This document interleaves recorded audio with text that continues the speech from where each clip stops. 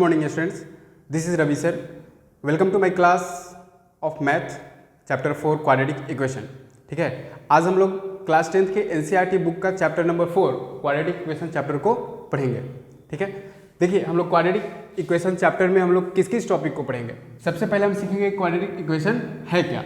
ठीक है, दूसरा पॉइंट होगा हमारा formation of quadratic equation. Quadratic equation का फॉर्मेशन कैसे करते हैं. ठीक है, दूसरा टॉपिक हमारा ये होगा. तीसरा टॉपिक होगा सॉल्यूशन ऑफ क्वाड्रेटिक इक्वेशन. ठीक है, क्वाड्रेटिक इक्वेशन का सॉल्यूशन कैसे करते हैं. ठीक है, तो 3 मेथड इसमें हम लोग सीखेंगे. 3 मेथड से सीखेंगे क्वाड्रेटिक इक्वेशन को सॉल्व करने का तरीका. ठीक है, पहला क्या होगा बाय फैक्टराइजेशन मेथड. पहले हम लोग फैक्टराइजेशन मेथड से सीखेंगे. सेकेंड होगा बाय कंप्लीटिंग स्क्वायर और तीसरा होगा बाय क्वाड्रेटिक फार्मूला. ठीक है, चलिए अब जो हमारा लास्ट टॉपिक होगा वो क्या होगा, application of quadratic equation for solving word problems.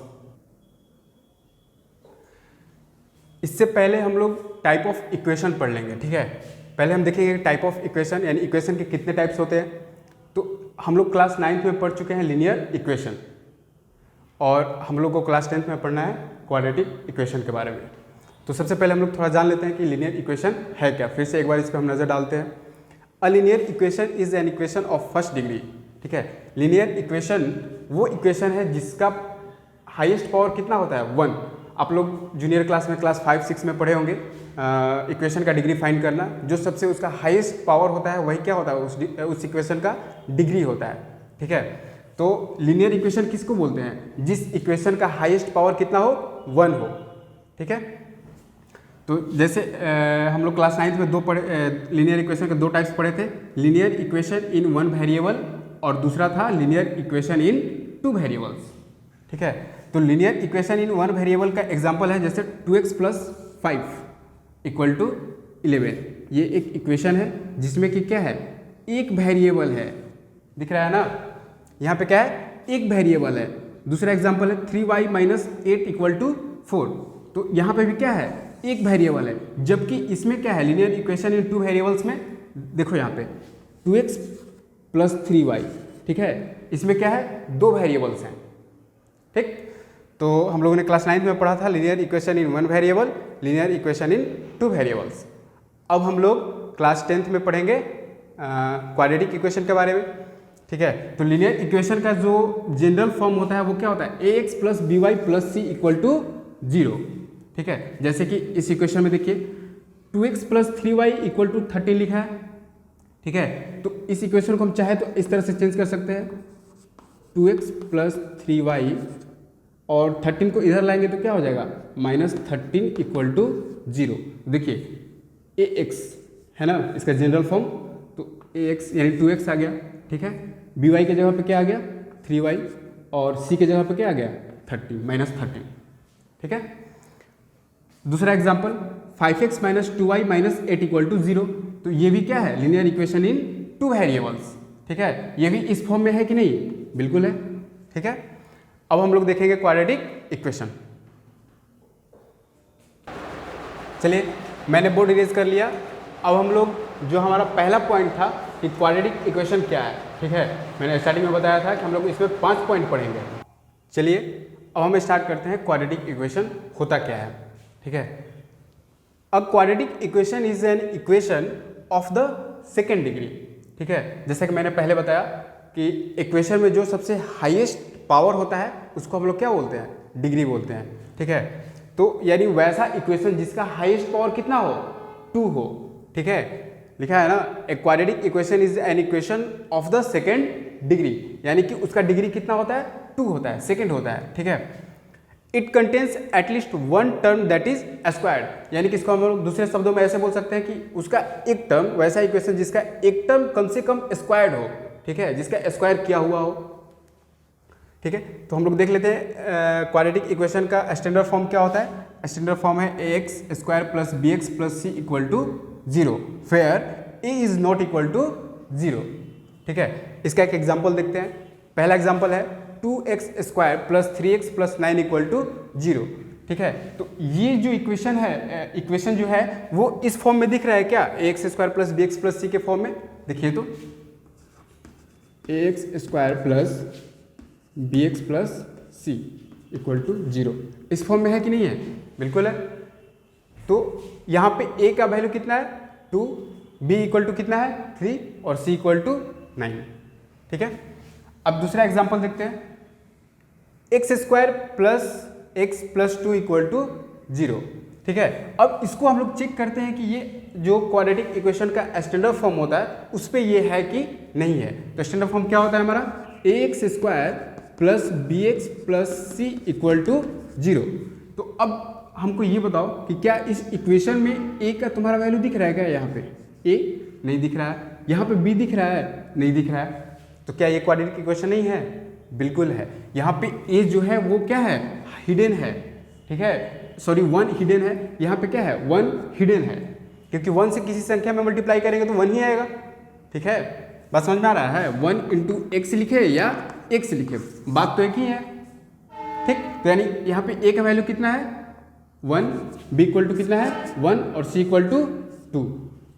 ठीक है, तीसरा equation 3x square plus 5 equal to 0। चलो अब इसको हम लोग चेक करते हैं कि क्या ये क्वाड्रेटिक इक्वेशन है या नहीं है। तो स्टैंडर्ड फॉर्म हमारा क्या होता है? X square plus b x plus c equal to 0। क्या इस फॉर्म में ये दिख रहा है क्या? बिल्कुल नहीं दिख रहा है। क्या ये क्वाड्रेटिक इक्वेशन है? बिल्कुल है। इस इक्वेशन को हम लोग इस तरह से भी लिख सकते हैं। कैसे? 3x square plus 0 into x plus c equal to 0। अब देखो तो क्या इस फॉर्मेट में ये हो गया कि नहीं हो गया? हो गया। ठीक है, यानी यहाँ पे क्या है? ये जो मिडिल टर्म है वो 0 से मल्टीप्लाई होकर 0 हो गया है, इसलिए इसको हमने नहीं लिखा है। क्लियर है? क्योंकि हम लोग यहाँ पे पढ़ा, हमने जस्ट पढ़ा कि it contains at least 1 term that is squared. ठीक है, यानी कि वैसा इक्वेशन जिसमें कम से कम एक टर्म स्क्वायर हो। ठीक है, तो यहाँ पे इसका एक टर्म स्क्वायर था कि नहीं था? बिल्कुल था। तो ये क्या है? हमारा क्वाड्रेटिक इक्वेशन है। ठीक है, अब हमारा तीसरा जो इक्वेशन है वो है 2x square plus 9x equal to 0। ठीक है, अब हम लोग इसको चेक करेंगे कि ये क्वाड्रेटिक इक्वेशन है या नहीं है। तो ऐसे तो देखने से ही पता चल जा रहा है कि क्वाड्रेटिक इक्वेशन है, क्योंकि इसका एक टर्म स्क्वायर है। ठीक है, चलो तो इसको हम लोग देख लेते हैं। आखिर इसका सी गायब है, इसमें तो सी है ही नहीं। 2x square plus 9x plus 0 equal to 0, both are same. ठीक है, कोई डिफरेंस नहीं है दोनों में। यहाँ पे मैंने 0 ऐड कर दिया तो इस इक्वेशन में कोई भी इफेक्ट नहीं पड़ने वाला है। ठीक है, तो हमारा यहाँ पे क्या हो गया? a equal to 2, b equal to 9 and c equal to 0। ठीक है, चलिए अब हम लोग बोर्ड इरेज करते हैं। अब नेक्स्ट टॉपिक देखेंगे। मैंने बोर्ड इरेज कर लिया। चलिए अब हम नेक्स्ट पॉइंट पढ़ेंगे, रूट्स ऑफ क्वाड्रेटिक इक्वेशन। ठीक है, हम लोग देखेंगे कि क्वाड्रेटिक इक्वेशन के रूट्स क्या होते हैं। ठीक है, जनरली इक्वेशन के रूट्स क्या होते हैं। ठीक, तो roots are also called zeros और सॉल्यूशंस। ठीक है, आपने पोलिनोमियल चैप्टर में पढ़ा होगा, जीरोस फाइंड करते होंगे एक्स का। ठीक है, क्लास 9th में लीनियर इक्वेशन में आपने एक्स का वैल्यू फाइंड किया था। ठीक है, आपको याद होगा। तो हम लोग रूट्स को जीरोस भी बोलते हैं या इक्वेशन का सॉल्यूशन भी बोलते हैं। Okay, there are 2 roots of quadratic equation, यानी कि क्वाड्रेटिक इक्वेशन के 2 रूट्स आते हैं, 2 सॉल्यूशन आते हैं। दैट मीन्स एक्स का वैल्यू 2 आता है, 2 बार। ठीक है, 2 अलग अलग वैल्यूज आता है। ठीक है, और हम लोग लीनियर इक्वेशन में क्या देखे थे कि उसमें इक्वेशन का एक वैल्यू आता था, एक्स का सिंगल वैल्यू आता था, जबकि क्वाड्रेटिक इक्वेशन में क्या होता है? 2 अलग अलग वैल्यूज आते हैं एक्स के। ठीक है, अब हम लोग आज के लिए कुछ होमवर्क देख लेते हैं।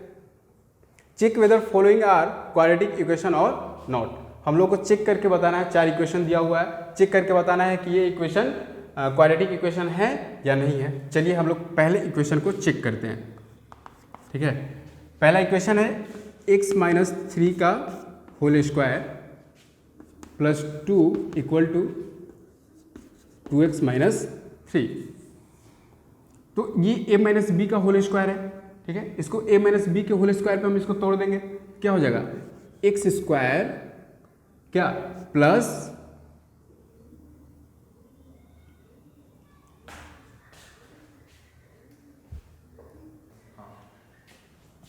देखो एक चीज पहले हम तुमको बता देते हैं, जब भी हम इक्वेशन को सॉल्व करना स्टार्ट करेंगे ठीक है। तो डायरेक्ट हम जैसे एक्स स्क्वायर लिख दिए, इस तरह से हम कभी भी सॉल्व नहीं करेंगे, ठीक। पहले क्या करेंगे, और का साइन देंगे, ये किस चीज़ का साइन है, और का, ओके।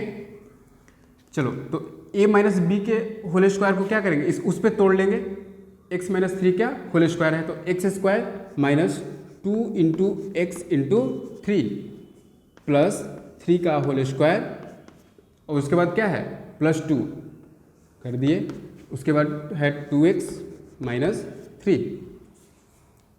अब चलो सॉल्व करते हैं इसको, एक्स स्क्वायर और ये कितना हो जाएगा 2 इंटू एक्स इंटू 3, यानी ये हो जाएगा -6x प्लस 3 का whole square 9 plus 2 equal to 2x minus 3, ठीक है। इस टर्म को इधर से इधर लाएंगे, ठीक है, इसको ट्रांसपोज करेंगे इधर, इक्वल की साइड लाएंगे, तो हो जाएगा x square minus 6x plus 9 plus 2, ठीक है। अब यहाँ पे 2x क्या है, प्लस में है, इक्वल के इस साइड आएगा तो क्या हो जाएगा -2x, यहाँ पे क्या है -3 है, इक्वल के इस साइड आएगा तो क्या होगा +3 इक्वल टू 0, ओके।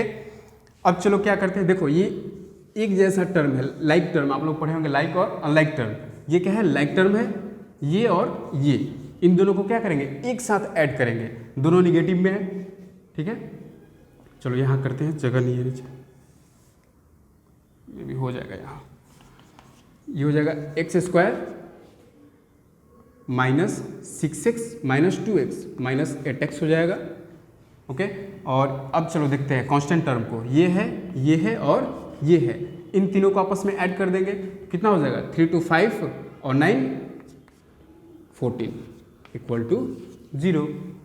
अब बताओ कि क्या ये जो हमारे निकल के आया इक्वेशन, ये a x square plus b x plus c के फॉर्म में है कि नहीं है, चेक करो। तो यहाँ पे क्या है 1 जो है वो हिडन है ना, तो ए का वैल्यू हो गया 1, ठीक है।